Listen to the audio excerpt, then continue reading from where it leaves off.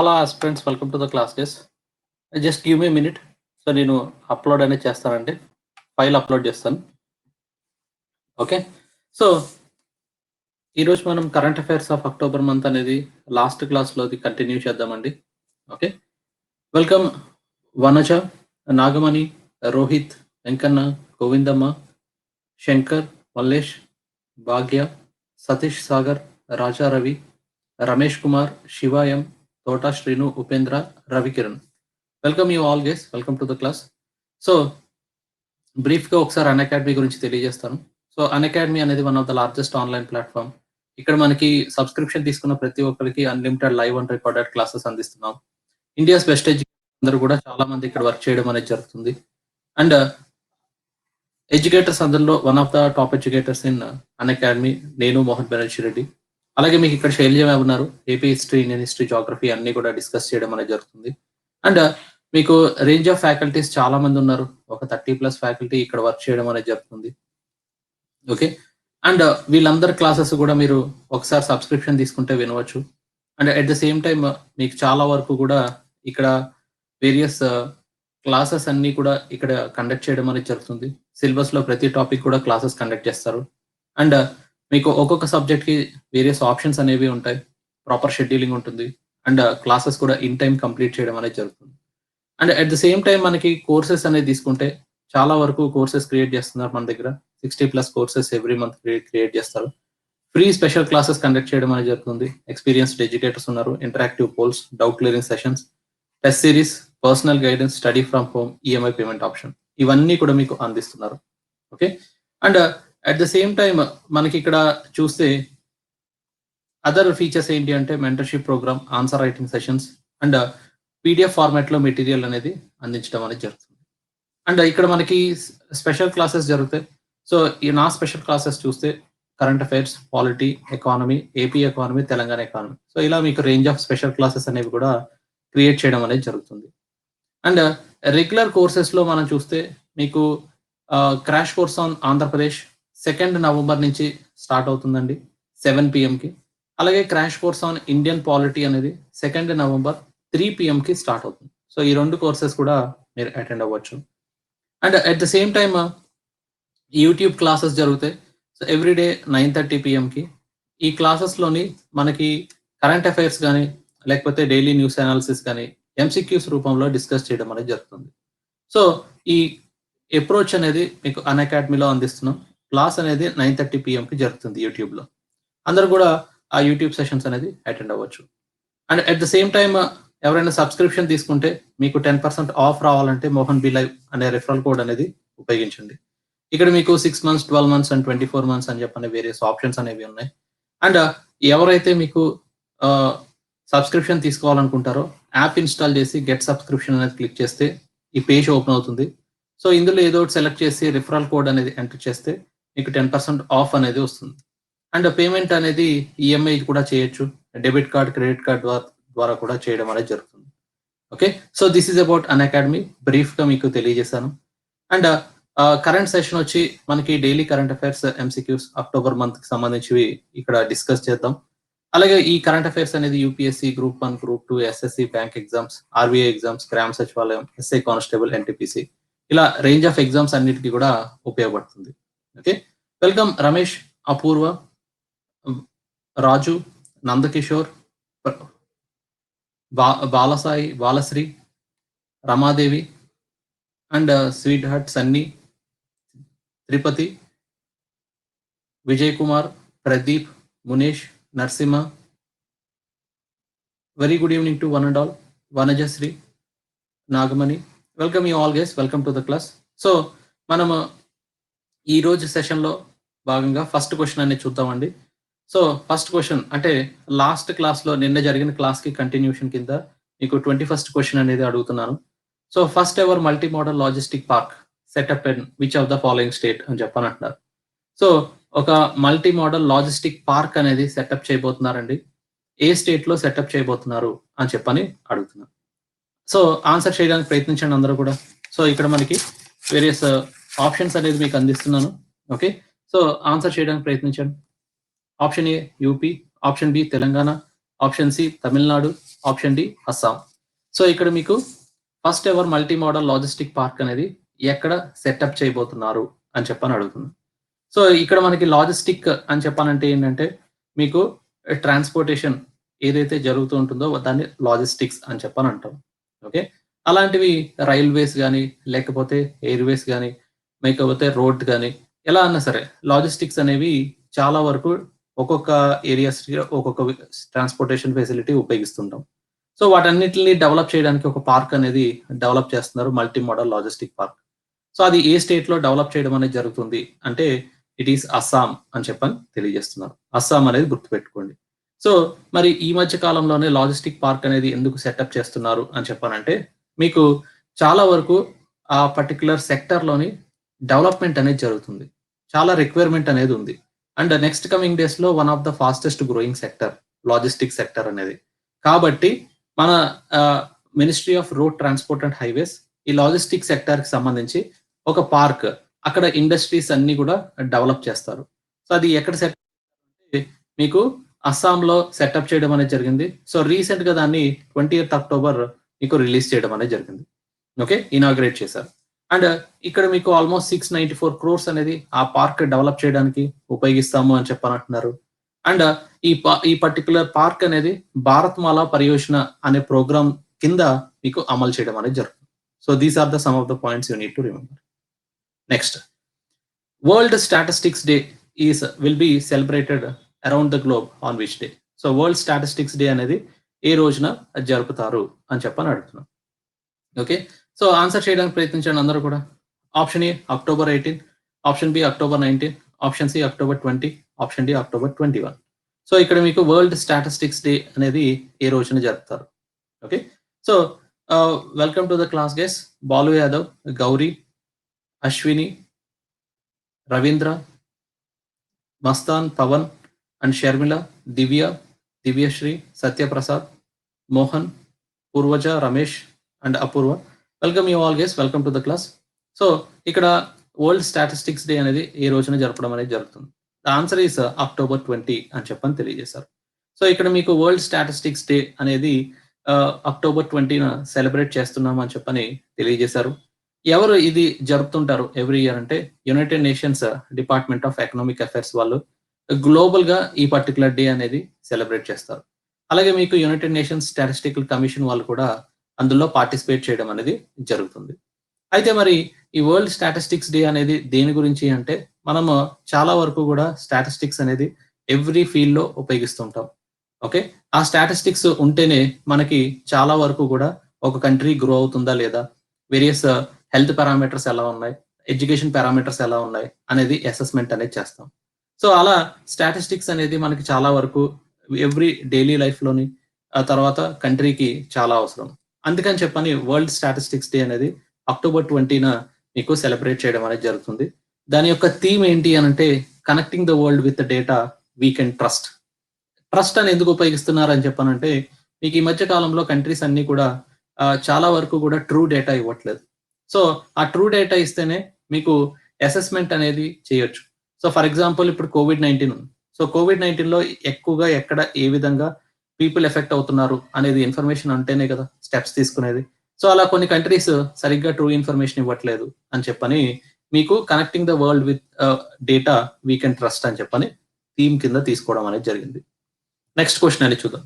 What is the rank position in India in air power index 2020? So Asia power index 2020. So ఏషియాలోని మీకు ఏ country ఎక్కువగా influence చేస్తున్నారు అని చెప్పనే దాని గురించి ర్యాంకింగ్స్ ఇచ్చారు. మరి దాంట్లో ఇండియా యొక్క పొజిషన్ ఏంటి అని చెప్పని అడుగుతున్నాను.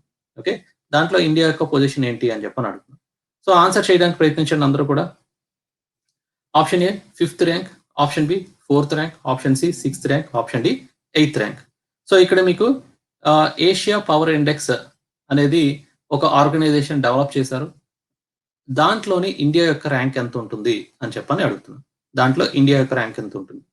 Okay, so welcome Pavan, Gopinath, Vardhini, Raja, Shiva, welcome to the class guys. Okay, so ఇక్కడ మనకి ఆన్సర్ అనేది చూస్తే ఇట్ ఈస్ 4th ర్యాంక్ అని చెప్పన్నారు. సో మరి ఫస్ట్ ర్యాంక్ ఏ కంట్రీ అయి ఉండొచ్చండి? జనరల్ గా ఎక్స్పెక్ట్ చేయగలరా? సో ఫస్ట్ ర్యాంక్ ఏ కంట్రీ ఉండొచ్చు అంటే it is USA. So China కాదు, యుఎస్ఏ అన్నమాట. So that is the rankings calculate చేయడంలోని మీకు వేరియస్ పారామీటర్స్ అనేది కన్సిడర్ చేయగా ఏ కంట్రీ ఎక్కువగా ఏషియాలో ఉండే కంట్రీస్ అన్నిటిని ఇన్ఫ్లుయెన్స్ చేయగలుగుతున్నారంటే ఇట్ ఈస్ యుఎస్ఏ. యుఎస్ఏ మీకు 100 స్కోర్ అనేది తీసుకుంటే 81% స్కోర్ వచ్చింది అన్నారు. ఓకే. ఆ తర్వాత సెకండ్ వచ్చి చైనా, మీకు 76.1 స్కోర్ వచ్చింది. అలాగే థర్డ్ వచ్చి జపాన్, ఫోర్త్ వచ్చి ఇండియా. సో మరి ఈ తరహా స్టాటిస్టిక్స్ అనేది ఇండెక్స్ అనేది ఎవరు ప్రిపేర్ చేస్తున్నారంటే సిడ్నీలో ఒక ఇన్స్టిట్యూట్, లోవి ఇన్స్టిట్యూట్ వాళ్ళు ఏషియా పవర్ ఇండెక్స్ అనేది ప్రిపేర్ చేస్తున్నారు. Okay. So these are the some of the basic points you need to remember. So ఇక్కడ మీకు ఈ పవర్ ఇండెక్స్ అనేది క్యాలిక్యులేట్ చేయడం వల్ల ఏంటంటే మీకు ఏ కంట్రీ ఎక్కువగా ఏషియాలో ఉండే కంట్రీస్ ని ఇన్ఫ్లుయెన్స్ చేయగలుగుతున్నారు అనే ఇన్ఫర్మేషన్ అనేది తెలుసుకోవచ్చు. సో ఇప్పటికీ కూడా గ్లోబల్ గా ప్రతి ఒక్క కంట్రీని ఇన్ఫ్లుయెన్స్ చేయగలిగేది one of the country that is USA. తర్వాత మీకు అదర్ కంట్రీస్ వస్తే ఏషియాలో అయితే నెక్స్ట్ చైనా ఉంది అని చెప్పని తెలియజేశారు. సో ఇండియా యొక్క ర్యాంక్ ఎంత అంటే 4th ర్యాంక్. అక్కడ మన స్కోర్ 100కి 39.7 అని చెప్పని తెలియజేశారు. Next, which country was awarded ISA solar awards 2020 under Visvesvaraya award category. So మీకు ఇంటర్నేషనల్ సోలార్ అలయన్స్ అవార్డ్స్ అనేది రీసెంట్ గా ఇచ్చారు 2020. సో మరి దాంట్లోని విశ్వేశ్వరయ్య అవార్డ్ అనేది ఏ కంట్రీకి ఇవ్వడం అనేది జరిగింది అని చెప్పని అడుగుతున్నారు. ఓకే. సో ఆన్సర్ చేయడానికి ప్రయత్నించండి అందరూ కూడా. Option A Japan, option B Netherland, option C Bangladesh, option D both A and B. So recent గా మీకు ఇంటర్నేషనల్ సోలార్ అలయన్స్ మీట్ అనేది జరిగింది. ISA అంటే ఇంటర్నేషనల్ సోలార్ అలయన్స్. వాళ్ళు కొన్ని సోలార్ అవార్డ్స్ అనేది ఫస్ట్ టైం ఇచ్చారు. దాంట్లోనే వేరియస్ కేటగిరీస్ ఉన్నాయి. ఆ కేటగిరీస్ లో విశ్వేశ్వరయ్య అవార్డ్ కేటగిరీ అనేది ఒకటి. సో దాంట్లోని ఏ కంట్రీ మీకు ఈ ఇంటర్నేషనల్ సోలార్ అవార్డ్ అనేది గెలుచుకోవడం జరిగింది విశ్వేశ్వరయ్య అవార్డ్ కేటగిరీలో. Okay. The answer is both Japan and Netherland గెలుచుకున్నాయి అని చెప్పని అంటున్నారు. సో మీకు ఇంటర్నేషనల్ సోలార్ అలయన్స్ గురించి తెలియజేయాలి అని అంటే మీకు ఎర్త్ మొత్తం ఇలా ఉంటే ఎర్త్ లోని స్టార్టింగ్ డేస్ లోని ఈక్వేటర్ ఉంటుంది. తర్వాత మీకు ట్రాపిక్ ఆఫ్ క్యాన్సర్ 23.5 degrees దగ్గర ఉంటాయి. సో ఇక్కడ మీకు సన్లైట్ అనేది బాగా ఎక్కువగా వస్తుంది. ఓకే. సో కాబట్టి మీకు ఆ సన్లైట్ ఉపయోగించుకొని పవర్ ప్రొడ్యూస్ చేయాలి అన్న ఉద్దేశంతో India and as well as France first international solar alliance అనేది స్టార్ట్ చేశారు. తర్వాత మీకు ఓన్లీ ఈ మధ్యలో ఉండే కంట్రీసే కాదు, అరౌండ్ ద వరల్డ్ మొత్తం అందరూ కూడా ఏ కంట్రీ అన్నా జాయిన్ అవ్వచ్చు అని చెప్పని అక్కడ తీసుకురావడం అనేది జరిగింది, చేంజెస్ చేయడం అనేది జరిగింది. సో మరి ఈ ఇంటర్నేషనల్ సోలార్ అలయన్స్ యొక్క ఉద్దేశం ఏంటి అని చెప్పానంటే ఒక సోలార్ ఎనర్జీ ఉపయోగించుకొని పవర్ అనేది ప్రొడ్యూస్. అయితే ఎవ్రీ కంట్రీకి వన్ ఆఫ్ ద ప్రాబ్లం ఏంటంటే టెక్నాలజీ అనేది ప్రాబ్లం. ఓకే. టెక్నాలజీ అనేది లేదు. ఎందుకంటే సోలార్ పవర్ ప్రొడ్యూస్ చేయాలంటే టెక్నాలజీ అవసరం. ఆ టెక్నాలజీ ఈ గ్రూప్ ద్వారా ఎవరైతే జాయిన్ అవుతున్నారో వాళ్ళందరూ కూడా ఎంతో కొంత టెక్నాలజీ అడ్వాన్స్మెంట్ అనేది అక్కడ పూర్ కంట్రీస్ కి, డెవలపింగ్ కంట్రీస్ కి అందించగలిగితే వాళ్ళు ఈ సోలార్ ఎనర్జీ ఉపయోగించుకోవచ్చు అన్న ఉద్దేశంతో మీకు ఈ ఇంటర్నేషనల్ సోలార్ అలయన్స్ అనేది స్టార్ట్ చేశారు. ఆ తర్వాత మీకు ఎవ్రీ ఇయర్ మీట్ అవుతూనే ఉన్నారు. 3rd అసెంబ్లీ అనేది రీసెంట్ గా జరిగింది. సోలార్ అలయన్స్ యొక్క హెడ్ క్వార్టర్స్ ఎక్కడ ఉందో చెప్పగలరా? సో ఇంటర్నేషనల్ సోలార్ అలయన్స్ యొక్క హెడ్ క్వార్టర్స్ ఎక్కడ ఉందో చెప్పగలరా అండి ఎవరైనా? Yes, welcome Kavya, Ravi and other people. Very good. So Gurgaon లో ఉంది. సో ఇది ఎక్కడ ఉంది అని చెప్పానంటే గురుగావ్. ఓకే. సో గురుగావ్ లో ఉంది అని చెప్పని అంటారు. ఓకే. సో గురుగావ్ లోని మీకు హెడ్ క్వార్టర్స్ అనేది ఎస్టాబ్లిష్ చేశారు. ఓకే. నెక్స్ట్, అలాగే మీకు దానికి సంబంధించి అవార్డ్స్ అనేది సెరమనీ అనేది రీసెంట్ గా ఇవ్వడం అనేది జరిగింది. అవార్డ్స్ 3 కేటగిరీస్ ఉంటాయి అని చెప్పానన్నారు. అందులోనే ఒకటి Visvesvaraya award, Kalpana Chawla award, Diwakar award అని చెప్పని 3 కేటగిరీస్ ఉన్నాయి. సో మనకి కేటగిరీస్ లోని విశ్వేశ్వరయ్య అవార్డ్ ఎవరికి ఇచ్చారంటే 2 కంట్రీస్ కి ఇవ్వడం అనేది జరిగింది. ఆ 2 కంట్రీస్ జపాన్ ఒకటి, నెదర్లాండ్ ఒకటి. సో ఇవి వాటి యొక్క టెక్నాలజీని అదర్ కంట్రీస్ కి షేర్ చేసుకునే విధంగా అక్కడ ఇంటర్నేషనల్ సోలార్ అలయన్స్ లోని వాళ్ళు ఇవ్వడం అనేది జరిగింది కాబట్టి వాళ్ళకి ఆ అవార్డు అనేది ఇవ్వడం జరిగింది. అలాగే మీకు కల్పనా చావ్లా అవార్డ్, దివాకర్ అవార్డ్ అనేది కూడా ఎవరైతే అవుట్ స్టాండింగ్ సైంటిస్ట్స్, ఇంజనీర్స్ ఎవరైతే వర్క్ చేస్తారో వాళ్ళకి కల్పనా చావ్లా అవార్డు ఇస్తారు. అలాగే దివాకర్ అవార్డ్ అనేది కూడా ఇన్స్టిట్యూషన్స్ కి ఇస్తారు. సో ఎవరైతే మీకు సోలార్ ఎనర్జీ ప్రొడ్యూస్ చేయడంలోని బాగా కృషి చేస్తారో ఇన్స్టిట్యూషన్స్‌కి ఇవ్వడం అనేది జరుగుతుంది. So these are the awards. అవి గుర్తుపెట్టుకోండి. ఎందుకంటే మనం గ్లోబల్ లెవెల్‌లో ఒక ఆర్గనైజేషన్ స్థాపించాం కాబట్టి దీనికి సంబంధించిన ఇన్ఫర్మేషన్ అనేది కొంచెం గుర్తుపెట్టుకుంటే ఎప్పుడన్నా సరే అడగడానికి స్కోప్ ఉంటుంది. Okay. Next Himayat Sagar lake is located in which state? So Himayat Sagar అనే లేక్ అనేది ఏ స్టేట్ లో ఉంది అని చెప్పని అడుగుతున్నాను. ఓకే. సో ఆన్సర్ చేయడానికి ప్రయత్నించండి. Option A Punjab, option B Jammu and Kashmir, option C Telangana, option D UP. Okay. So Himayat Sagar lake అనేది ఏ పర్టికులర్ స్టేట్ లో ఉంది అని చెప్పని అడుగుతున్నా. Okay. So welcome Kavitha, Satyanarayana and other people. Welcome to the class guys. ఆ దివాకర్ అనేది ఎందుకు క్రియేట్ చేశారనేది తెలియదండి. నేను రీసెర్చ్ చేయలేదు. నెక్స్ట్ టైం మీకు చూసి చెప్తాను. హూ ఇస్ దట్ పర్సన్ అనే దాని గురించి. ఓకే. సో ఇక్కడ మీరు అందరూ కూడా ఈ క్వెషన్ మట్టుకు తప్పు చేయకూడదు. హిమాయత్ సాగర్ లేక్ ఎక్కడ ఉంది అని చెప్పనేది. సో ఎక్కడ ఉంది అని చెప్పనంటే ఇట్ ఈస్ తెలంగాణలో ఉంది. ఓకే. సో తెలంగాణలోని హిమాయత్ సాగర్ లేక్ అనేది ఉంది అని చెప్పని గుర్తుపెట్టుకోండి. ఓకే. దివాకర్ మీన్స్ సన్ అని చెప్పగలుగుతాం. అలా ఓకే. అయ్యుండొచ్చు. అంటే ఆ అవార్డ్ ఎందుకు పెట్టారు అనే దాని గురించి నేను మీకు రీసెర్చ్ చేసి ఒకసారి రేపు చెప్తాను. ఓకే. సో ఇక్కడ మీకు ఆన్సర్ అనేది చూస్తే రీసెంట్‌గా మీకు హైదరాబాద్‌లో ఫ్లడ్స్ అనేవి వచ్చాయి. ఆ ఫ్లడ్స్‌లోని హిమాయత్ సాగర్ సంబంధించిన గేట్స్ అనేది తీసివేశారు. అందువల్ల చాలా వరకు ఫ్లడ్డింగ్ అనేది వచ్చింది. ఓకే. సో కొన్ని ఏరియాస్ బాగా మునిగిపోవడానికి గల కారణం ఏంటి అనంటే హైదరాబాద్‌లోని హిమాయత్ సాగర్ లేక్ అనేది బాగా ఫుల్ అయిపోవడం వల్ల. సో ఇది ఆర్టిఫిషియల్ లేక్ అని చెప్పనంటారు. ఆర్టిఫిషియల్ లేక్ అని చెప్పనంటే ఏంటంటే మ్యాన్ మేడ్ లేక్ అని చెప్పని అర్థం. సో ఆల్మోస్ట్ ఒక 20 కిలోమీటర్స్ హైదరాబాద్‌కి దూరంలోని ఈ పర్టిక్యులర్ లేక్ అనేది మీకు కన్‌స్ట్రక్షన్ చేశారు. ఎవరు కన్‌స్ట్రక్షన్ చేశారంటే seventh son of Nizam Himayat Ali Khan. Okay. So ఆయన ఈ లేక్‌ని మీకు కన్‌స్ట్రక్షన్ చేయడం అనేది జరిగింది. పక్కనే ఉస్మాన్ సాగర్ లేక్ అనేది కూడా ఉంటుంది. ఓకే. సో హైదరాబాద్‌లోని మీకు సిటీ ఆఫ్ లేక్స్ అంటారు. చాలా వరకు కూడా వేరియస్ లేక్స్ అనేది ఉన్నాయి. అండ్ ఆ లేక్స్ అనేది ఎప్పుడైతే ఫుల్ అయిపోతాయో అప్పుడు మీకు హైదరాబాద్‌లోని బాగా వరదలు రావడం అనేది జరుగుతుంది. సో రీసెంట్‌గా వచ్చిన ఏవైతే ఫ్లడ్స్ ఉన్నాయో అవి ఆల్మోస్ట్ 100 ఇయర్స్ తర్వాత మళ్ళీ అటువంటి ఫ్లడ్ అనేది మీకు రీసెంట్‌గా రావడం అనేది జరిగింది. Okay. And at the same time ఈ Himayat Sagar and as well as Osman Sagar అనేవి ట్విన్ సిటీస్ అయిన హైదరాబాద్‌కి, సికింద్రాబాద్‌కి వాటర్ సప్లై అనేది అందిస్తాయి. సో ఎప్పుడైతే ఇవి ఆల్మోస్ట్ డ్రై అయిపోతాయో ఇన్ ద సమ్మర్ సీజన్ అప్పుడు ఏమవుతాయంటే వాటర్ స్కేర్సిటీ ప్రాబ్లమ్ అనేది అరైజ్ అవుతూ ఉంటుంది. Hyderabad and as well as Secunderabad. So వీటి యొక్క వాటర్ స్టోరేజ్ అనేది 3 టీఎంసీ ఉంటుంది. సో మీకు డ్రింకింగ్ వాటర్ సప్లై అనేది చేస్తాయి. ఆ 3 టీఎంసీ కూడా. And at the same time ఈ ఏరియాస్ అన్నిటికి కూడా మీకు లేక్ వ్యూ అనేది ఉంటుంది. కాబట్టి టూరిజం అనేది కూడా బాగా పెరిగింది అని చెప్పని తెలియజేస్తున్నారు. దాని చుట్టూ కూడా చాలా వరకు కాటేజ్ ఇండస్ట్రీస్ అనేది కాటేజెస్ అనేవి కన్‌స్ట్రక్షన్ చేశారు. టూరిజం అనేది మీకు చాలా వరకు డెవలప్ చేయడం అనేది జరిగింది. ఓకే. సో ఈ హిమాయత్ సాగర్ లేక్ అనేది గుర్తుపెట్టుకోండి. ఎప్పుడైనా సరే మీకు ఎగ్జామినేషన్‌లో అడగడానికి స్కోప్ ఉంటుంది. Okay. So recent Hyderabad floods రావడానికి గల కారణం హిమాయత్ సాగర్ లేక్ అనేది గుర్తుపెట్టుకోవాలి. ఓకే. నెక్స్ట్ కటి బహు festival is celebrated in which state? So కటి బహుళ ఫెస్టివల్ అనేది ఏ స్టేట్ లో జరుపుతారు అని చెప్పని అడుగుతున్నా. ఓకే. సో ఇది ఒక హార్వెస్ట్ ఫెస్టివల్ అని చెప్పని అంటారండి. ఓకే. సో ఎప్పుడైతే మీకు ఒక ఖరీఫ్ సీజన్ గాని, రబీ సీజన్ గాని అయిపోయిన తర్వాత జనరల్ గా మీకు కోతలు కోసే సమయంలోని మీకు ఫెస్టివల్స్ అనేవి సెలబ్రేట్ చేస్తూ ఉంటారు. అందుకని చెప్పని ఒక ఫెస్టివల్ అనేది సెలబ్రేట్ చేస్తున్నారు. కట్టి బహు అనే ఫెస్టివల్. అది ఏ స్టేట్ లో మీకు సెలబ్రేట్ చేయడం అనేది జరుగుతుంది.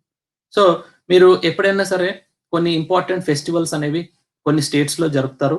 అవి మీకు గుర్తుపెట్టుకోవాలి. ఎగ్జామినేషన్ పాయింట్ ఆఫ్ వ్యూలో rarest of the rare questions లోని ఇలాంటి ఫెస్టివల్స్ ఒక్కొక్కసారి అడుగుతూ ఉంటారు. ఓకే. సో కొన్ని ట్రైబల్స్ ఫెస్టివల్స్ అడుగుతారు. లేకపోతే కొన్ని ఫెస్టివల్స్ అనేవి స్టేట్ స్పెసిఫిక్ కూడా అడగడం అనేది జరుగుతుంది. అలాంటి దాంట్లో ఇదొకటి. కట్టి బహు ఫెస్టివల్ అనేది ఎక్కడ జరుపుతారు అని చెప్పనంటే ఇట్ ఈస్ ఇన్ అస్సాం అనేది గుర్తుపెట్టుకోండి. అస్సాంలో ఈ కట్టి బహు ఫెస్టివల్ అనేది జరుపుతారు. సో బిహు అని చెప్పనేది జనరల్ గా అస్సాంలో ఫెస్టివల్స్ ని బిహు అని చెప్పనంటారు. సో ఇక్కడ మీకు 3 ఇంపార్టెంట్ ఫెస్టివల్స్ ఉన్నాయి. రొంగాలి అండ్ ఫెస్టివల్ అంటారు. రొంగాలి ఆర్ బొహాగా బిహు ఫెస్టివల్ అంటారు. అది మీకు ఏప్రిల్ మంత్‌లో సెలబ్రేట్ చేస్తారు. కొంగాలి ఆర్ కట్టి బిహు అని చెప్పనంటారు. అక్టోబర్ మంత్‌లో సెలబ్రేట్ చేస్తారు. భోగాలి, బిహు ఫెస్టివల్ అనేది సెలబ్రేట్ చేస్తారు. అది మీకు జాన్వరిలో సెలబ్రేట్ చేస్తారు. సో, ఎప్పుడైతే మీకు ఏదన్నా పంట పండిన తర్వాత చేతికొచ్చే ముందు సెలబ్రేట్ చేసే ఫెస్టివల్‌ని బిహు అంటారు. అందులో 3 టైప్స్ అనేది గుర్తుపెట్టుకోండి. సో, ఇక్కడ మీకు బిహు ఫెస్టివల్ అనేది భోగాలి ఫెస్టివల్ అండ్ కట్టి బిహు ఫెస్టివల్ అనేది మీకు హార్వెస్ట్ ఫెస్టివల్స్, యానిమల్ ఫెస్టివల్స్ కింద గుర్తించి అస్సాంలోని జరుపుతూ ఉంటారు. అండ్ ఈవెన్ ఆంధ్రప్రదేశ్‌లో కూడా మీకు సంక్రాంతి ఎలా అయితే జరుపుతారో, అలాగే మీకు అస్సాంలోని మీకు బిహు ఫెస్టివల్ అనేవి జరుపుతూ ఉంటారు. So, that is the basic point you need to remember. Next, which state high court has become first court to live stream judicial proceedings on YouTube channel. So, YouTube ఛానల్‌లోని కోర్ట్ ప్రొసీడింగ్స్‌ని first time మీకు live stream అందిస్తామని చెప్పని ఏ state high court మీకు తెలియచేయడం అనేది జరిగింది. Okay. So, ఇది చాలా ఇంపార్టెంట్ పాలిటీ పాయింట్ ఆఫ్ వ్యూలోని. సో, ఇక్కడ మనం పాలిటీ క్వెషన్స్ గూడా డిస్కస్ చేస్తామండి. కాబట్టి మీరు ఆన్సర్ చేయడానికి ప్రయత్నించండి. Option A Andhra Pradesh, option B Telangana, option C Gujarat, option D Maharashtra. So, ఏ పర్టిక్యులర్ స్టేట్ హైకోర్ట్ మీకు కోర్ట్ ప్రొసీడింగ్స్ ఏవైతే ఉంటాయో లైవ్ స్ట్రీమ్ అందిస్తాము యూట్యూబ్ ఛానల్స్‌లోని అని చెప్పనంటున్నారు. ఓకే. సో, ఇలా మీకు లైవ్ స్ట్రీమ్ అందిస్తే వచ్చే అడ్వాంటేజ్ ఏంటి అనంటే, మీకు ఎవరైనా సరే ఇదివరకు చాలా మోస్ట్ ఆఫ్ ద పీపుల్ అందరూ కూడా ఏంటంటే కోర్ట్‌కి ఇంపార్టెంట్ కేసెస్ అండ్ అలాగే పాపులర్ కేసెస్ జరుగుతున్నప్పుడు హియరింగ్ వినాలి అని చెప్పని అనుకుంటారు చాలామంది. సో, అలాంటి కేసెస్ అన్నిటికి కూడా కోర్ట్ రూమ్ అనేది సరిపోదు కాబట్టి అలౌ చేయరు. ఇప్పుడేంటంటే కొత్తగా మీకు ఆహ్, టెక్నాలజీ పెరిగింది. అండ్ ఆల్‌మోస్ట్ లైవ్ స్ట్రీమ్ అనేది ప్రతి ఒక్కళ్ళకి అందించే ప్రాసెస్ అనేది ఇప్పుడు అవైలబుల్‌లో ఉంది. కాబట్టి కొన్ని హైకోర్ట్స్ ఏం ఆలోచిస్తున్నాయంటే, కోర్ట్ ప్రొసీడింగ్స్ అన్నీ కూడా లైవ్ స్ట్రీమ్‌లో యూట్యూబ్ ఛానెల్ ద్వారా టెలికాస్ట్ చేయొచ్చు అంటున్నారు. అలా మీకు first court which is implementing this one is Gujarat high court. So, అది రీసెంట్‌గా మీకు Gujarat high court in camera proceedings అనేవి మీకు అందిస్తాము అని చెప్పని తెలియజేశారు.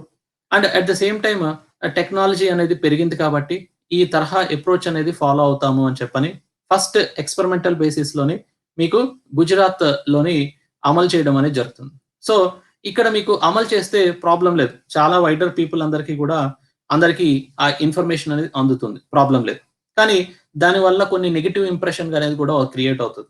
ఎందుకంటే ఆర్గ్యుమెంట్స్ జరుగుతున్నప్పుడు ఏంటంటే, లీగాలిటీస్ అసెస్‌మెంట్ చేసేటప్పుడు మన లాయర్స్ గాని, లేకపోతే జడ్జి గాని ఇచ్చే ఆహ్, జడ్జ్‌మెంట్స్ ఒక్కొక్కసారి కొంతమంది ప్రజలకి నచ్చకపోవచ్చు. అప్పుడేమవుతుందంటే జ్యుడిషియరీని క్రిటిసైజ్ చేయొచ్చు. జ్యుడిషియరీ మీద నమ్మకం గూడా పోవచ్చు. సో, అలాంటివి టెలికాస్ట్ అనేది చేయడం వల్ల మీకు నష్టం అనేది ఎక్కువ జరిగే ఛాన్సెస్ ఉంటాయి అని చెప్పని కొంతమంది భావన. అలాగే మీకు లాయర్స్ గాని, లా స్టూడెంట్స్ గాని ఈ తరహా అప్రోచ్ గవర్నమెంట్ తీసుకొస్తుంది.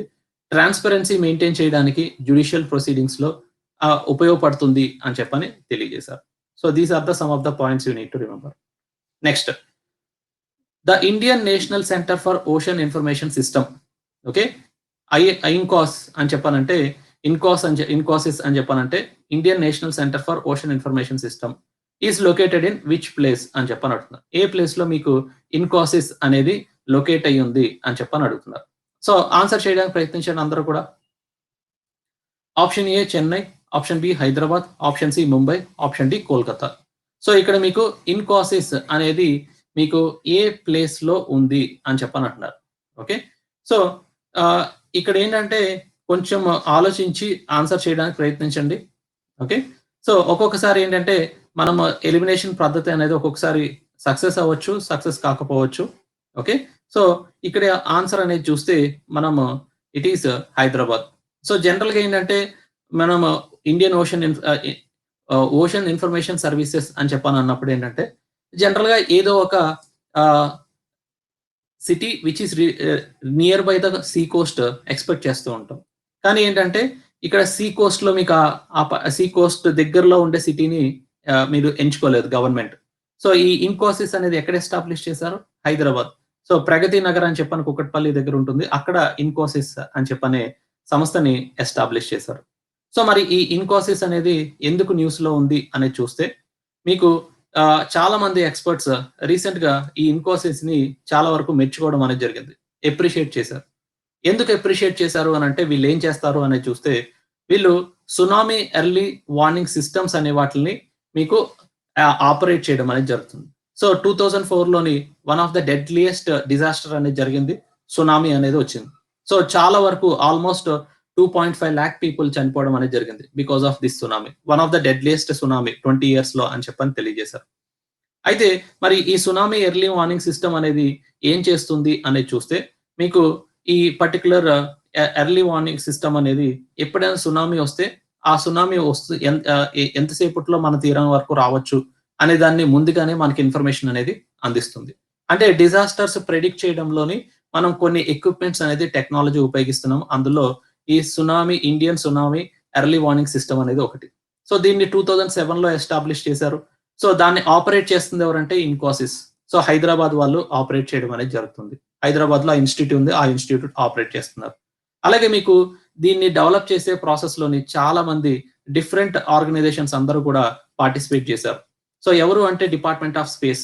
ఎందుకంటే మీకు డిఫరెంట్ శాటిలైట్స్ ఇన్ఫర్మేషన్ అందిస్తారు. అలాగే department of science and technology. తర్వాత CSIR. ఓకే.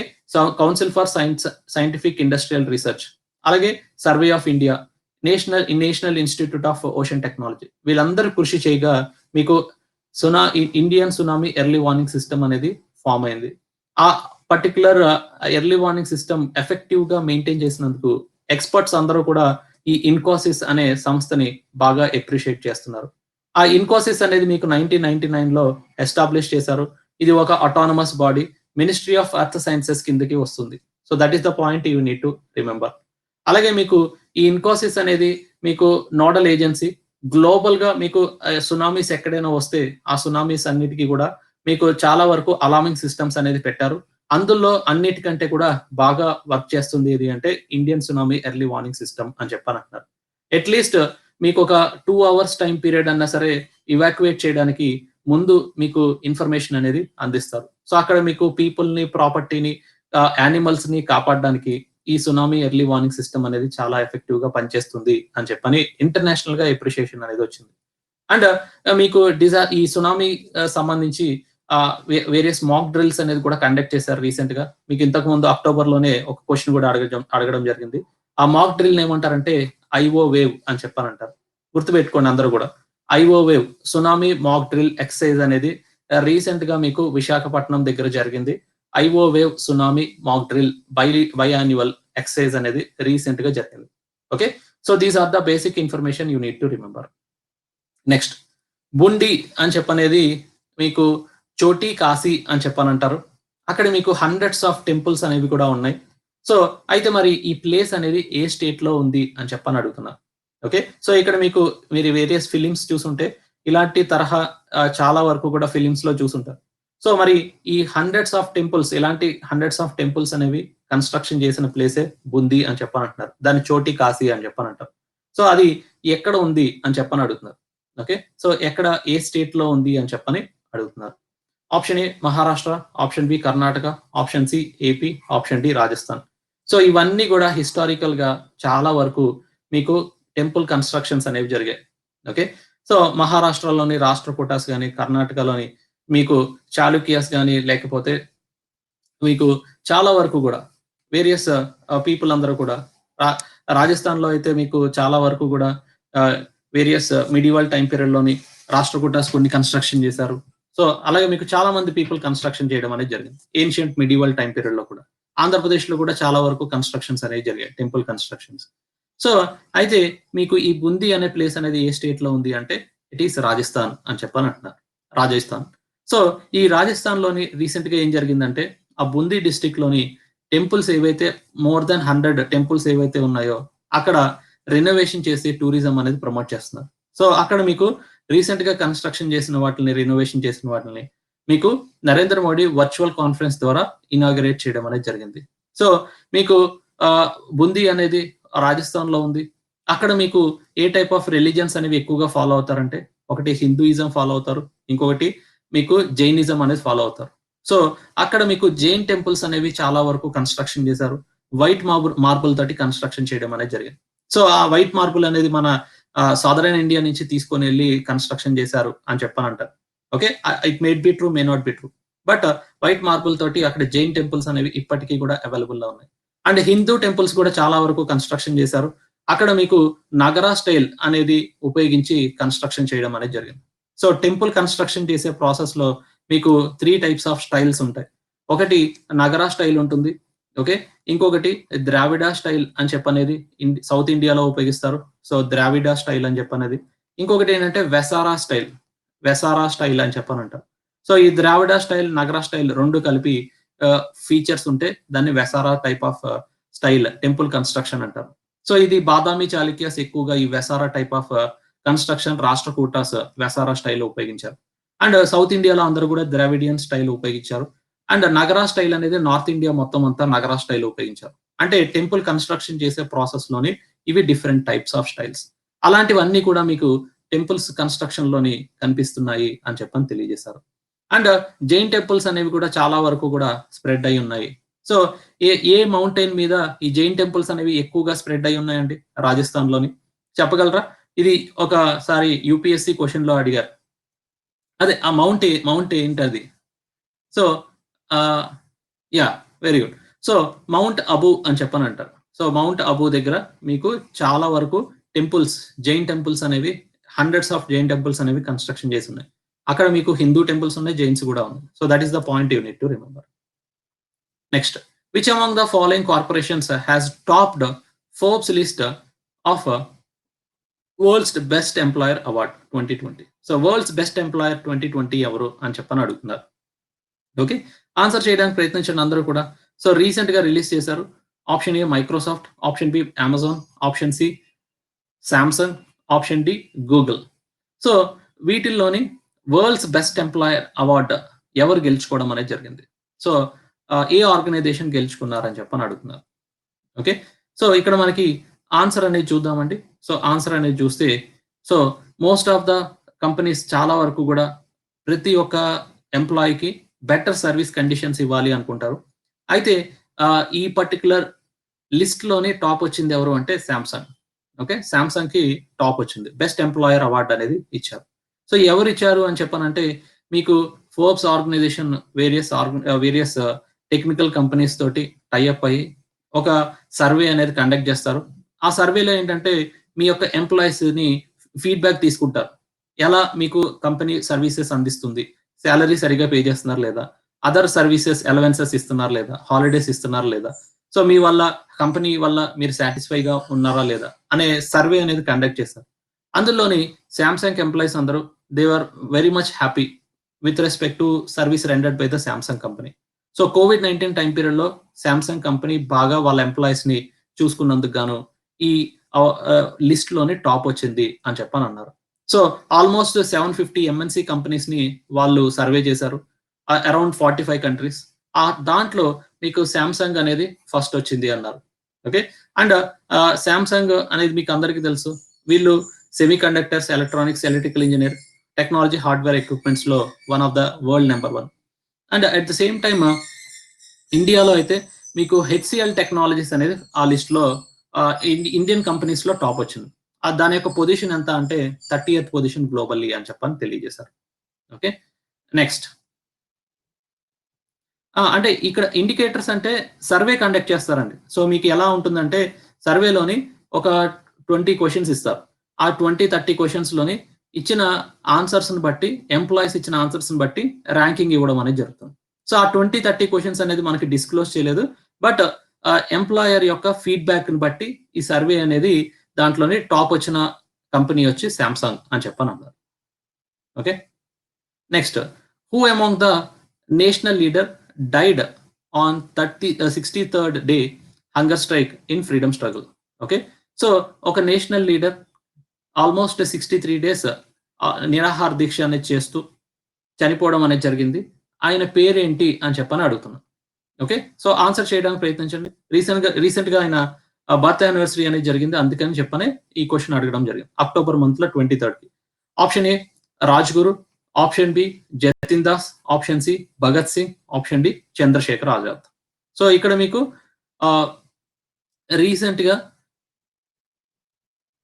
ఒక నేషనల్ లీడర్ యొక్క బర్త్ యానివర్సరీ జరిగింది అక్టోబర్ 27న. సో, ఆయన 63 డేస్ హంగర్ స్ట్రైక్ చేసిన తర్వాత చనిపోవడం అనేది జరిగింది. సో, ఆయన పేరేంటి అని చెప్పని అడుగుతున్నా. The answer here is Jatin Das. The answer here is Jatin Das అని చెప్పని తెలియజేశారు. సో, జతిన్ దాస్ అనే ఆయన మీకు రీసెంట్‌గా బర్త్ యానివర్సరీ అనేది జరిగిందండి. ఓకే. సో, ఈయన మీద ఒక స్టాంప్ కూడా రిలీజ్ చేశారు. సో, ఈయన ఫస్ట్ పర్సన్ లాహోర్ ప్రిజన్‌లోని 63 డేస్ హంగర్ స్ట్రైక్ అనేది చేసి చనిపోవడం అనేది జరిగింది. ఈయన నేషనల్ ఫ్రీడమ్ స్ట్రగుల్‌లో చూస్తే మీకు 1921లో గాంధీ నాన్ కోఆపరేషన్ మూవ్‌మెంట్‌లో పార్టిసిపేట్ చేశారు. అనుశీలన్ సమితి బెంగాల్ రివల్యూషనరీ గ్రూప్‌లో పార్టిసిపేట్ చేయడం అనేది జరిగింది. ఓకే. సో, కాబట్టి మీకు ఈ జతిన్ దాస్ అనే ఆయన మన నేషనల్ ఫ్రీడమ్ స్ట్రగుల్‌లోని రివల్యూషనరీలో one of the noted person అని చెప్పని గుర్తు తెలియజేస్తున్నాను. ఆప్షన్స్ ఈజీగా ఇచ్చారు. ఓకే. నాట్ ఎన్ ఇష్యూ అండి. సో, ఆయన అక్టోబర్ 27న పుట్టినరోజు ఈయనది. అందుకని చెప్పని ఆ క్వెషన్ అనేది అడగడం జరిగింది. సో, ఎప్పుడైనా సరే గుర్తుపెట్టుకోండి. సో, హిస్టరీలో క్వెషన్స్ ఎలా అడుగుతారు అని చెప్పనంటే, ఒకటేంటంటే న్యూస్‌లో ఏదైనా ఈవెంట్స్ ఉంటే అడుగుతారు. లేదు అనంటే మీకు 50 ఇయర్స్ జరుగుతుంటాయి. సో, 100 ఇయర్స్ ఈవెంట్స్ అనేవి జరుగుతూ ఉంటాయి. సో, ఫర్ ఎగ్జాంపుల్ మన ఇయర్ వచ్చి 1920. ఓకే. 2020 అనేది కరెంట్ ఇయర్. సో, 1920లో జరిగిన ఈవెంట్స్ గురించి మనకి ఎగ్జామినేషన్‌లో అడుగుతుంటారు. ఎందుకంటే 100 ఇయర్స్ జరిగింది కాబట్టి అవన్నీ గూడా. ఓకే. అలాగే మీకు 50 ఇయర్స్ అడుగుతూ ఉంటారు. అలాగే leaders who are in the news వాళ్ళు చేసిన వర్క్స్ ఏవైతే ఉంటాయో, నేషనల్ ఫ్రీడమ్ మూవ్‌మెంట్‌లో ఎక్కడెక్కడ పార్టిసిపేట్ చేశారో, అలాంటివన్నీ గూడా ఎగ్జామినేషన్‌లో అడుగుతుంటారు. సో, ఆ హిస్టరీ పాయింట్ ఆఫ్ వ్యూలోని మీరు ఈ చదువుతున్నప్పుడే ఈ తరహా అప్రోచ్ అనేది గుర్తుపెట్టుకొని, ఆ పాయింట్‌ని ఎంఫసైజ్ చేస్తూ రివిజన్ పాయింట్ ఆఫ్ వ్యూలోని ఇవన్నీ కూడా గుర్తుపెట్టుకొని చదవాలి. అప్పుడు మీకు స్మార్ట్‌గా కొన్ని ఈజీగా గుర్తుపెట్టుకోవడానికి స్కోప్ ఉంటుంది. అండ్ ఒక 2, 3 మార్క్స్ అదర్ పీపుల్ కంటే కొంచెం ఎక్స్‌ట్రా రావడానికి స్కోప్ ఉంటుంది. ఓకే. నెక్స్ట్ రీసెంట్‌గా ఆహ్, 'భగత్ సింగ్ బర్త్‌డే యానివర్సరీ' అని. అలాగే అన్నమాట అండి. సో, మనకి క్వెషన్స్ డిస్కస్ చేసేటప్పుడు మనం వేరియస్ క్వెషన్స్ అన్నీ కూడా ఇలాంటి అప్రోచ్ అనేది మీకు ఇంక్లూడ్ చేసేస్తాను మోస్ట్‌లీ. కాబట్టి మీకు కొంత అన్‌డ్యూ అడ్వాంటేజ్ అనేది కూడా అదర్ పీపుల్ కంటే కొంత మీకు డెఫినిట్‌గా అడ్వాంటేజ్ ఉంటుందని అయితే నేను చెప్తాను. ఓకే. నెక్స్ట్ ఒక కంట్రీలోని మీకు ఒక స్లోగన్ అనేది ఇచ్చారు. పాలిసీ అనేది ఫాలో అవుతున్నారు. ఏంటా పాలిసీ అంటే నో మాస్క్, నో సర్వీస్ అని చెప్పనంటున్నారు. ఓకే. అంటే మీకు మాస్క్ అనేది ధరిస్తేనే గవర్నమెంట్ సర్వీస్ అనేది అందిస్తుంది. అలాగే మీకు ఎంప్లాయ్‌మెంట్ లాంటివన్నీ క్రియేట్ చేస్తారు. ఒకవేళ మాస్క్ ధరించకపోతే మీకు ఎటువంటి సర్వీస్ అనేది సహకారం అనేది గవర్నమెంట్ నుంచి రాదు. ఓకే. సో, అలాంటి పాలిసీ అనేది ఏ కంట్రీ తీసుకొచ్చారు? Option A India, option B Bangladesh, option C Nepal, option D Bhutan.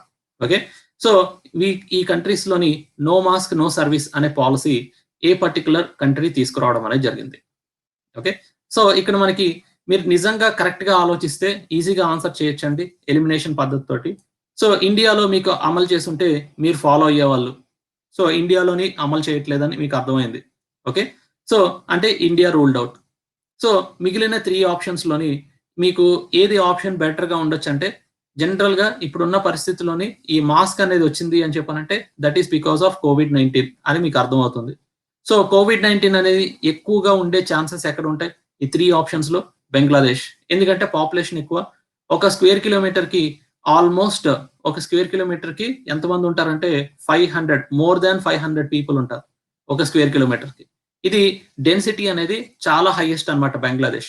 World మొత్తంలోని density ఏ కంట్రీకి ఎక్కువ ఉంటుందంటే ఇట్ ఈస్ బంగ్లాదేశ్ అని చెప్పనంటారు. ఓకే.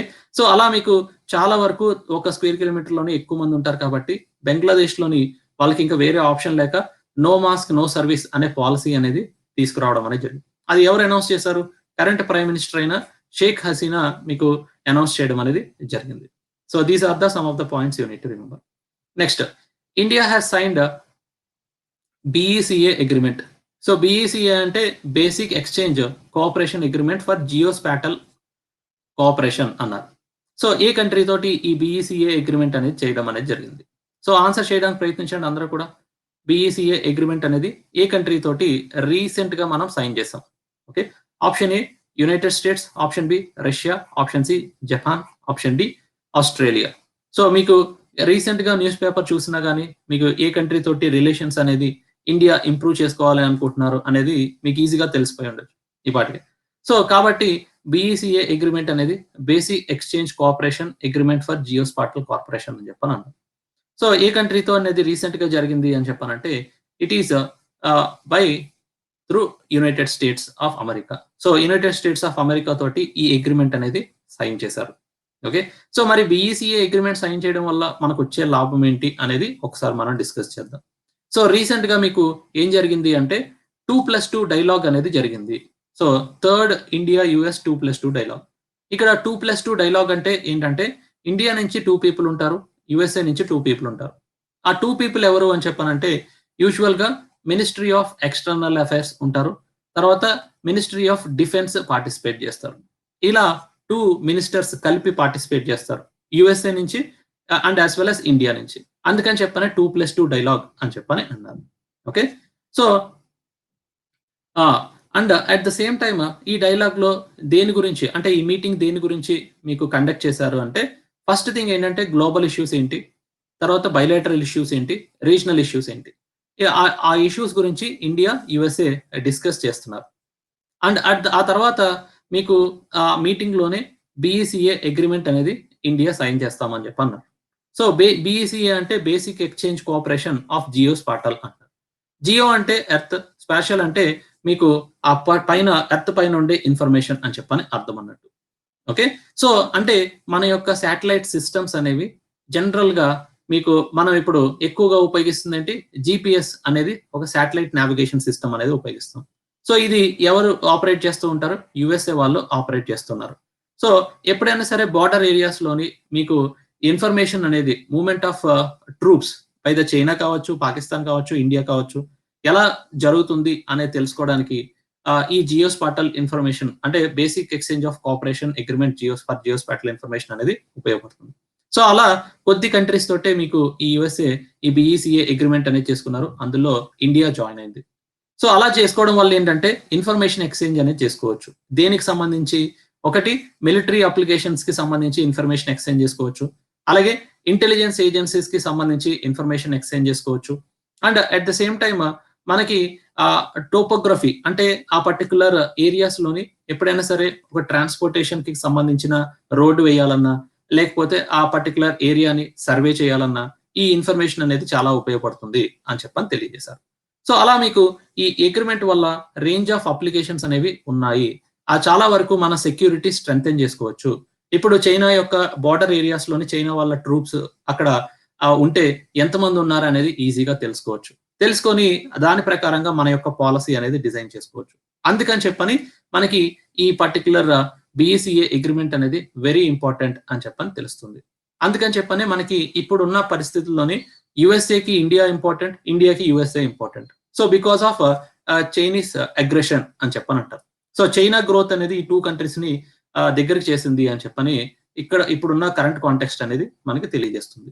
సో ఇప్పుడు బీసీఏ అగ్రీమెంట్ ఏ కంట్రీతో మనం సైన్ చేసామంటే ఇట్ ఈస్ యూఎస్ఏ అనేది గుర్తుపెట్టుకోండి.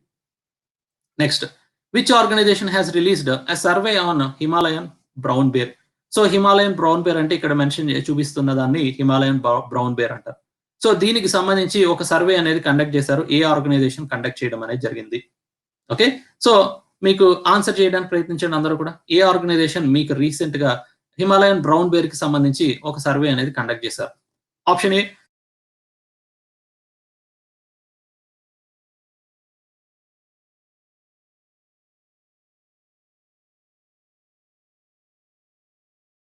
పర్టిక్యులర్ ఆర్గనైజేషన్స్‌లోని A organization Himalayan brown bear గురించి ఒక సర్వే అనేది కండక్ట్ చేశారు అని చెప్పని అడుగుతున్నాను. ఓకే. సో ఒక సర్వే అనేది కండక్ట్ చేయడం అనేది జరిగింది. ఓకే. సో ఆ పర్టిక్యులర్ ఆర్గనైజేషన్ పేరేంటి అని చెప్పని అడుగుతున్నాను. Okay. Welcome Shirisha. Welcome to the class. Okay. So ఇక్కడ మనకి ఆన్సర్ అనేది చూస్తే it is geological survey of India వాళ్ళు రీసెంట్‌గా ఈ హిమాలయన్ బ్రౌన్ బేర్‌కి సంబంధించిన statistics and as well as వాటి యొక్క ఎన్వైర్న్మెంట్ ఎక్కడెక్కడ ఏ ఏరియాల్లోని నివసిస్తుంది అనేది తెలియజేశారు. అలాగే మనకిక్కడ ఏమని అంటున్నారంటే జియోలాజికల్ సర్వే ఆఫ్ ఇండియా వాళ్ళు ఆల్మోస్ట్ ఆ హిమాలయన్ బేర్ ఉంటున్న ఏరియాస్ అన్నీ కూడా చాలా వరకు కూడా మీకు డిక్లైన్ అయిపోయే ఛాన్సెస్ ఉన్నాయన్న. డిక్లైన్ అయిపోవడం అంటే ఏంటంటే అది నివసిస్తున్న ఏరియాస్ అన్నీ కూడా ఫారెస్ట్ ఏరియా అంతా మీకు రిమూవ్ చేయడమో, లేకపోతే క్లైమేట్ చేంజ్ వల్ల ట్రీస్ గ్రో అవ్వకపోవడమో, దానికి కావాల్సిన ఆహారం దొరకకపోవడమో, ఇలాంటివన్నీ కూడా జరుగుతున్నాయి. నెక్స్ట్ కమింగ్ డేస్ లో ఈ హిమాలయన్ బ్రౌన్ బేర్ నివసించడానికి అక్కడ ఎన్వైరన్మెంట్ అనేది కరెక్ట్ గా ఉండకపోవచ్చు అని చెప్పని జియోలాజికల్ సర్వే ఆఫ్ ఇండియా వాళ్ళు తెలియజేశారు. So that is the point you need to remember. Next, who among the following commission FFGS. FFGS అంటే flash floods guidance service in south Asian countries. South Asian countries లోని మీకు ఒక organisation ఏం చేశారంటే FFGS అనేది మీకు లాంచ్ చేశారు. FFGS అంటే ఫ్లాష్ ఫ్లడ్ గైడెన్స్ సర్వీస్ అని చెప్పని అంటారు. ఏ ఆర్గనైజేషన్ దీన్ని లాంచ్ చేయడం అనేది జరిగింది అని చెప్పని అడుగుతుంది. ఏ ఆర్గనైజేషన్ దీన్ని లాంచ్ చేశారు? ఓకే, సో ఆన్సర్ చేయడానికి ప్రయత్నించండి. ఓకే, ఆన్సర్ చేయడానికి ప్రయత్నించండి అందరూ కూడా. Option A Indian meteorological department, option B international maritime organisation, option C Indian navy, option D world meteorological organisation. So ఇక్కడ మీకు ఫ్లాష్ ఫ్లడ్స్ అనేవి ముందుగానే తెలియచేయడానికి కొన్ని ఎస్టాబ్లిష్ చేస్తున్నారు. టెక్నాలజీ అడ్వాన్స్ అయింది కాబట్టి. ఓకే, సో ఆ ఫ్లాష్ ఫ్లడ్స్ గైడెన్స్ సర్వీస్ అనేది ఎవరు ఎస్టాబ్లిష్ చేస్తున్నారు సౌత్ ఏషియన్ కంట్రీస్ అని చెప్పని అడుగుతున్నాను. ఏ ఆర్గనైజేషన్ ఇవి డెవలప్ చేసి ఎస్టాబ్లిష్ చేస్తున్నారు ఒక్కొక్క ఏరియాస్ లోని. సో దట్ ఏంటంటే మీకు ఫ్లాష్ ఫ్లడ్స్ రాగానే ఆ పర్టికులర్ ఇన్ఫర్మేషన్ అనేది అన్ని కంట్రీస్ కి తెలియజేస్తారు. సో ఆన్సర్ ఎవరు ఏంటి అంటే it is Indian meteorological department అని చెప్పన్నారు. ఓకే, మరి సౌత్ ఏషియన్ కంట్రీస్ అంటే ఏ కంట్రీస్ లో ఇది ఇన్స్టాల్ చేస్తున్నారంటే మీకు ఇండియా, బంగ్లాదేశ్, భూటాన్, నేపాల్ అండ్ శ్రీలంకలోని ఈ FFGS అనేది ఎస్టాబ్లిష్ చేస్తున్నారు. సో ఈ FFGS లోని ఏమి తెలియజేస్తారు అంటే జనరల్ గా ఫ్లాష్ ఫ్లడ్స్ అని చెప్పానంటే ఏంటంటే మీకు రెయిన్ అనేది వస్తూ ఉంటుంది జనరల్ గా. Okay, so rain plus with in the short span of time లో మీకు ఫ్లడ్స్ అనేవి వస్తే దాన్ని ఫ్లాష్ ఫ్లడ్స్ అని చెప్పని అంటారు. సో రెయిన్ వచ్చిన ఒక 6 అవర్స్ కి మీకు ఫ్లడ్ అనేది వచ్చేస్తే దాన్ని ఫ్లాష్ ఫ్లడ్స్ అని చెప్పని అంటారు. ఓకే, సో అలా మీకు 6 అవర్స్ లోని మీకు ఆ థ్రెట్ అనేది ఉంటుంది కాబట్టి and at the same time ఆ థ్రెట్ నుంచి అంటే ఆ ఫ్లాష్ ఫ్లడ్స్ నుంచి మిమ్మల్ని రక్షించుకోవడానికి అట్లీస్ట్ మీకు 24 అవర్స్ ముందు వార్నింగ్ సిస్టమ్ అనేది రిస్క్ ఫ్యాక్టర్ ఎంత ఉంది అనేది అసెస్మెంట్ చేసి ఈ జిఎస్ అనేది తెలియజేస్తుంది. సో తెలియచేయడం వల్ల ఆ మెంబర్ కంట్రీస్ ఎవరైతే ఉన్నారో వాళ్ళందరూ కూడా కావాల్సిన మెజర్స్ అనేది తీసుకోవడానికి వీలుగా ఉంటుంది. సో అలా మీకు ఇంటర్నెట్ మెట్రలాజికల్ డిపార్ట్మెంట్ వాళ్ళు ఈ సౌత్ ఏషియన్ కంట్రీస్ అన్నిటికీ కూడా ఈ FFGS అనేది అందిస్తున్నారు. ఆల్మోస్ట్ ఫ్లాష్ ఫ్లడ్స్ అనేది చూసుకుంటే ఈ మధ్య కాలంలోనే మీకు అట్లీస్ట్ 4x4 కిలోమీటర్స్ డిస్టెన్స్ వరకు కూడా ఫ్లాష్ ఫ్లడ్స్ అనేవి రావడానికి స్కోప్ ఉంటుంది. సో ఆ వచ్చిన ఏరియాస్ అన్ని కూడా అసెస్మెంట్ చేసి రిస్క్ ఎంత ఉంటుంది అనే దాని గురించి ఇన్ఫర్మేషన్ అనేది ఆ కంట్రీకి తెలియజేస్తారు. ఓకే, సో ఈ సిస్టమ్ అనేది 15th వరల్డ్ మెట్రలాజికల్ కాంగ్రెస్ లో కూడా డిస్ప్లే చేశారు అండ్ వాళ్ళందరూ కూడా అప్రూవ్ చేసిన తర్వాత ఈ కంట్రీస్ అన్నిటికీ కూడా డిస్ట్రిబ్యూట్ చేయడం అనేది జరిగింది. ఓకే, సో మనం ఈ FFGS ద్వారా ఈ కంట్రీస్ తోటి మనం గుడ్ రిలేషన్స్ అనేది మెయింటైన్ చేసుకోవడానికి కూడా ఉపయోగపడుతుంది అని చెప్పని తెలియజేస్తున్నాం. Next, life in miniature project అనేది రీసెంట్ గా ministry of state culture and tourism వాళ్ళు లాంచ్ చేశారు. సో దాని యొక్క ఆబ్జెక్టివ్ ఏంటి? Which of the following is the objective అని చెప్పని అంటున్నారు. Option A provide food to the people అంటున్నారు. Option B to protect art forms in the villages అంటున్నారు. Option C to restore miniature painting from the temples. అలాగే option D అనేది to display miniature painting through culture app అని చెప్పని అంటున్నారు. Okay, so వీటిలోని life in miniature project యొక్క ఉద్దేశం ఏంటి అని చెప్పని అడుగుతున్నాను. ఓకే, సో ఆన్సర్ చేయడానికి ప్రయత్నించండి అందరూ కూడా. సో ఇక్కడ మీకు లైఫ్ ఇన్ మినియేచర్ అని చెప్పని ఒక ప్రాజెక్ట్ అనేది స్టార్ట్ చేశారు ministry of culture and tourism. దాని యొక్క ఆబ్జెక్టివ్ ఏంటి, దాని యొక్క ఉద్దేశం ఏంటి అని చెప్పని అడుగుతున్నాం.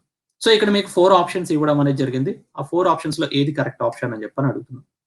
Okay, so 53% of the people correct గా ఆన్సర్ చేశారు.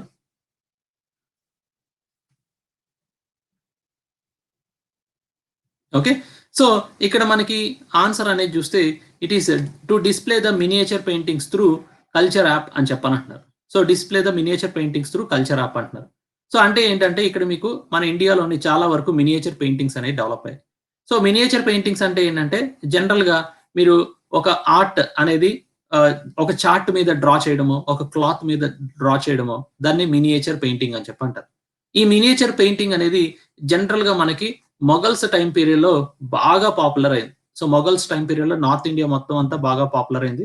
మొఘల్స్ తర్వాత ప్రిన్స్లీ స్టేట్స్ లో కూడా బాగా పాపులర్ అయింది. సో ఆ పెయింటింగ్స్ అన్ని కూడా మనకి నేషనల్ మ్యూజియంలో చాలా ఉన్నాయి. ఓకే. సో మరి ఆ మ్యూజియంకి ఎళ్ళలేని వాళ్ళు చాలా మంది ఉంటారు. సో మరి వాళ్ళందరూ కూడా పీపుల్ చూడాలి అని అనుకుంటారు కాబట్టి వాళ్ళందరికీ ఆ మ్యూజియంలో ఉన్న మినియేచర్ పెయింటింగ్స్ గురించి తెలియచేయాలి అన్న ఉద్దేశంతోటి ఈ లైఫ్ ఇన్ మినియేచర్ ప్రాజెక్ట్ అనేది స్టార్ట్ చేశారు. అక్కడ ఏం చేస్తారు అంటే నేషనల్ మ్యూజియంలో ఉన్న మినియేచర్ పెయింటింగ్స్ చాలా హండ్రెడ్స్ ఆఫ్ మినియేచర్ పెయింటింగ్స్ అన్నిటిని కూడా గూగుల్ ఆర్ట్స్ అనే యాప్‌లోని కల్చర్ యాప్‌లోని మీకు పొందుపరుస్తారు. అక్కడ మీరు ఆ మినియేచర్ పెయింటింగ్స్ అన్ని కూడా ఈ యాప్ ద్వారా చూడవచ్చు. సో మీరు ఇంకా నేషనల్ మ్యూజియంకెళ్ళి చూడాల్సిన అవసరం ఏం లేదు. యాప్ ద్వారా కూడా ఆ మ్యూజియంలో ఉండే మినియేచర్ పెయింటింగ్స్ అన్నిటిని కూడా చూడవచ్చు. So that is the objective of the life in miniature project అని చెప్పని అంటున్నారు. Okay. Next world development information day 2020 ఏ రోజున జరుపుతారు? So world development information day 2020 అనేది ఏ రోజున జరుపుతారు? ఓకే. సో ఆన్సర్ చేయడానికి ప్రయత్నించండి అందరూ కూడా. So world development information day 2020 అనేది ఏ రోజున జరుపుతారు అని చెప్పని అడుగుతున్నా. Okay. Option A October 24, option B October 25, option C October 26, option D October 27. So ఈ డేట్స్‌లో ఏ రోజున వరల్డ్ డెవలప్మెంట్ ఇన్ఫర్మేషన్ డే 2020 అనేది జరపడం జరుగుతుంది. ఓకే. సో ఇక్కడ చాలా మంది ఏంటంటే మీకు ఆ పర్టిక్యులర్ కరెంట్ అఫైర్స్ చదవలేదని చెప్పని మీరు ఫీల్ అవ్వద్దండి. సో ఇక్కడేంటంటే ఆ కరెంట్ అఫైర్స్ జరిగింది అని చెప్పని తెలుసుకోవడానికి ఈ క్లాస్ ఉపయోగపడుతుంది మీకు. ఓకే. సో చాలా మంది ఏంటంటే క్వెషన్ ఆన్సర్ మేము చదవలేదు, ఎక్కడా లేదు అంటే మోస్ట్ ఆఫ్ ద ఏరియాస్‌లోని మోస్ట్ ఆఫ్ ద కరెంట్ అఫైర్స్‌లో ఇలాంటివన్నీ కూడా రావట్లేదు. ఏదైతే మీకు న్యూస్ పేపర్స్‌లో రావట్లేదో అలాంటివన్నీ కూడా మనం కవర్ చేసి డిస్కస్ చేస్తున్నాం. ఎగ్జామ్ పాయింట్ ఆఫ్ వ్యూలో ఇలాంటివన్నీ కూడా కొన్ని ఎగ్జామ్స్‌లోని మనకి రేరెస్ట్ ఆఫ్ ద క్వెషన్స్ అడిగే ఛాన్సెస్ ఉన్నాయి కాబట్టి ఇవన్నీ కూడా మీకు అందించడం అనేది జరుగుతుంది. ఓకే. సో ఎవరైనా సరే అలా ఫీల్ అవుతున్నారు. మాకు రావట్లేదు, కాన్ఫిడెన్స్ లెవెల్ తక్కువైపోతున్నాయి అని చెప్పని అనుకుంటే ఏంటంటే మీరేం బాధపడొద్దు. ఇదే సిమిలర్ క్వెషన్ నెక్స్ట్ టైమ్ ఎప్పుడైనా ఏ ఎగ్జామ్‌లోనన్నా ఎక్కడైనా వచ్చినప్పుడు మీరు గుర్తుపెట్టుకొని రీప్రొడ్యూస్ చేయగలిగితే that would be helping for you. Okay. In a long run. Okay.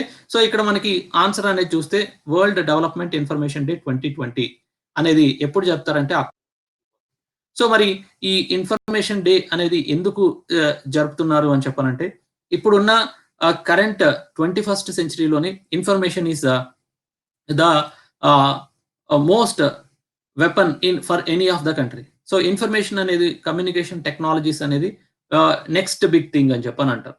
So ఇప్పుడు మీకు ఏదైనా సరే ఒక పర్టిక్యులర్ పీపుల్ అందరికీ సింప్లిఫైడ్ సర్వీసెస్ అందించాలి అంటే మీకు ఇన్ఫర్మేషన్ కమ్యూనికేషన్ టెక్నాలజీ అనేది ఉపయోగిస్తున్నాం. సో టెక్నాలజీ లేనిది, ఇన్ఫర్మేషన్ లేనిది ఏది కూడా ఉండట్లేదు.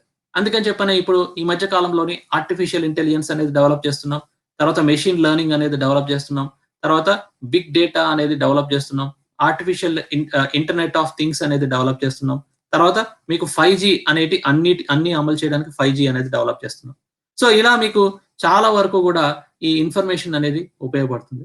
ఆ ఇన్ఫర్మేషన్ యొక్క ఇంపార్టెన్స్ గురించి తెలియజేయడానికి, వాటి యొక్క టెక్నాలజీస్ తర్వాత వస్తున్న ఛాలెంజెస్‌ని ఈ టెక్నాలజీ ద్వారా ఎలా అధిగమిస్తున్నామని తెలియజేయడానికి ఈ రోజు అనేది అక్టోబర్ 24థ్ వరల్డ్ డెవలప్మెంట్ ఇన్ఫర్మేషన్ డే అనేది తెలియజేస్తున్నారు. ఆ రోజు ద్వారా తెలియజేయడం అనేది జరుగుతుంది.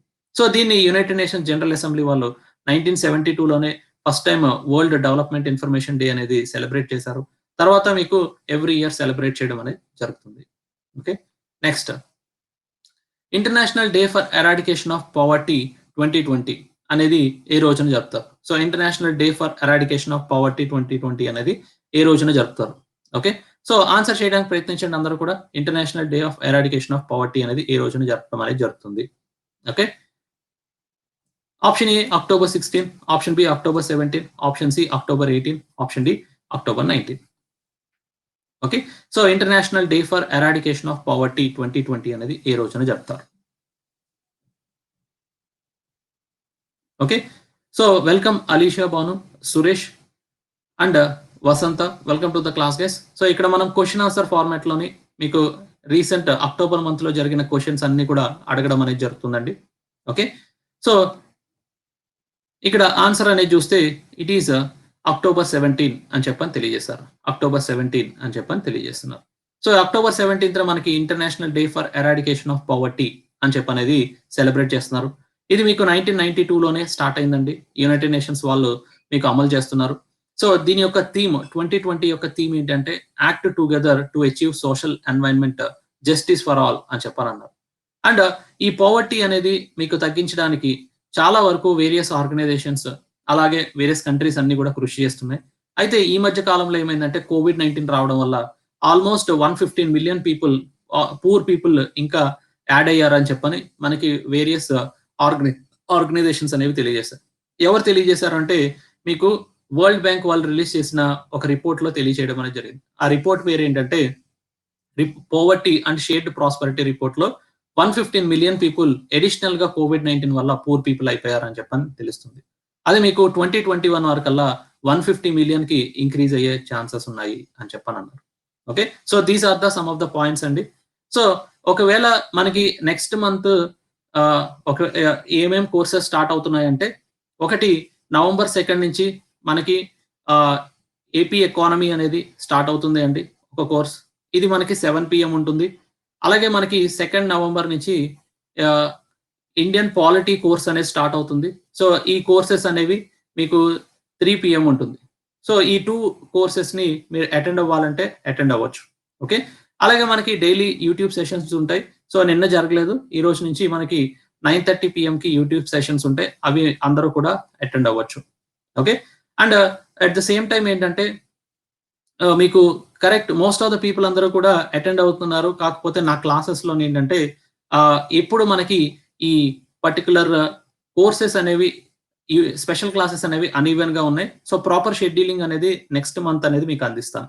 సో ఇప్పటి వరకు జరిగిన క్వశ్చన్స్ లోని మీకు టాప్ వచ్చిన వాళ్ళు ఎవరు అంటే sweet heart, Upendra, Shankar, Divya, Thota Srinu, Ramesh Kumar, Vijay Kumar, Satyaprasad, Satish and Divyasri. So వీళ్ళందరూ బాగా ఆన్సర్ చేశారు. సో ఇదే కంటిన్యూ చేయండి. డెఫినెట్ గా మీకు కరెంట్ అఫైర్స్ మీద ఒక గ్రిప్ అనేది వస్తుంది. ఓకే, అదైతే నేను చెప్పగలను. Okay, and at the same time మనకి నవంబర్ మంత్ లోని యూట్యూబ్ సెషన్స్ అనేది కూడా నేను మీకు షెడ్యూల్ ముందుగానే ఇస్తాను. ఓకే, ఆ తర్వాత నెక్స్ట్ ప్రాపర్ గా ఏ టైమింగ్ అనేది అది డిసైడ్ చేస్తాను. ఏ టైం అయితే బెటర్ అండి మీకు అందరికీ కూడా, ఏ టైం అయితే బెటర్ కొన్ని టైమ్స్ సజెస్ట్ చేయండి. సో దట్ నేను ఆ టైంలోని ఫిక్స్ చేయడానికి ట్రై చేస్తాను. అంటే ఇప్పుడు ఎలా ఉంటుందంటే నాకు కొన్ని టైమింగ్స్ ఉన్నాయి. ఒకటి ఏంటంటే 1:30 PM అనేది నేను అనుకుంటున్న టైమింగ్ అన్నట్టు. సో మీరు ఇంకా ఏదైనా టైం చేస్తే మీకు చూస్తాను. ఎందుకంటే నేను 7 PM కుదరదండి. So 7 PM already AP economy నా క్లాస్ ఉంది. 7 PM కుదరదు. ఓకే, సో ఇండియన్ పాలిటీ అనేది 3 PM ఉంది కాబట్టి ఆ 2 టైమ్స్ కుదరదు అన్నట్టు. సో 1:30 అనేది నాకు కుదురుతున్న టైమింగ్. సో నేను ఆ టైమింగ్ లో చెప్దామని అనుకుంటున్నా. ఎందుకంటే మీకు కూడా ఉపయోగపడాలి కాబట్టి ఈ 1:30 అని చెప్పని అనుకుంటున్నా. Is that okay guys all the people? So next month November month లోని మనకి కరెంట్ అఫైర్స్ MCQs డిస్కస్ చేయడానికి 1:30 PM అనేది సెలెక్ట్ చేస్తున్నాను. ఓకే, సో ఆ పర్టికులర్ టైంలో మీరు అందరూ అటెండ్ అవుతారు కాబట్టి నేను అది ఇంకా తీసుకొని మీకు వేరియస్ కోర్సెస్ అనేది క్రియేట్ చేస్తాను. Okay, so with this I'm concluding the class guys. Thank you very much for all the people who have attended the class. Wish you all the best. ఎవరైనా కొత్తగా మీకు అన్అకాడమీలో జాయిన్ అయిన వాళ్ళు ఉంటే వాళ్ళందరూ కూడా మనకి వేరియస్ కోర్సెస్ క్రియేట్ చేస్తున్నారు, అందులో జాయిన్ అవ్వచ్చు. And you can use my referral code. So ప్రతి ఫ్యాకల్టీకి ఒక రిఫరల్ కోడ్ ఉంటుంది. నా రిఫరల్ కోడ్ అనేది మోహన్ బి లైవ్. ఆ రిఫరల్ కోడ్ అనేది ఉపయోగించవచ్చు. Sir if I take 1 year subscription can I see all the batches? ప్రతి ఒక్క బ్యాచ్ కోర్సెస్ వినొచ్చండి. సో మన దగ్గర ఏంటంటే ఒక 30+ ఫ్యాకల్టీ ఉన్నారు. ప్రతి ఫ్యాకల్టీ క్లాస్ కూడా మీరు వినవచ్చు. ఓకే, సో అశ్విని ప్రతి ఒక్క ఫ్యాకల్టీ క్లాస్ వినవచ్చు. సో ఆ క్లాసెస్ అన్ని కూడా మీకు యాక్సెసిబిలిటీ ఉంటాయి. ఒకటి లైవ్ ఉంటుంది, రికార్డెడ్ ఉంటుంది. సో నా సజెషన్ అయితే మీరందరూ లైవ్ వింటే బెటర్ అని నా ఉద్దేశం. సో లైవ్ వింటే ఏంటంటే మీకు ఏదైనా డౌట్ ఉన్నా కానీ క్లారిఫై చేయడానికి స్కోప్ ఉంటుంది. So that is the point I'm emphasizing. Okay, so you can use my referral code Mohan B live అనే రిఫరల్ కోడ్ ఉపయోగించండి. సో మీకు 10% డిస్కౌంట్ అనేది కూడా లభిస్తుంది. So with this, I am concluding the class, guys. Thank you very much for all the people who have attended the class. Wish you all the best.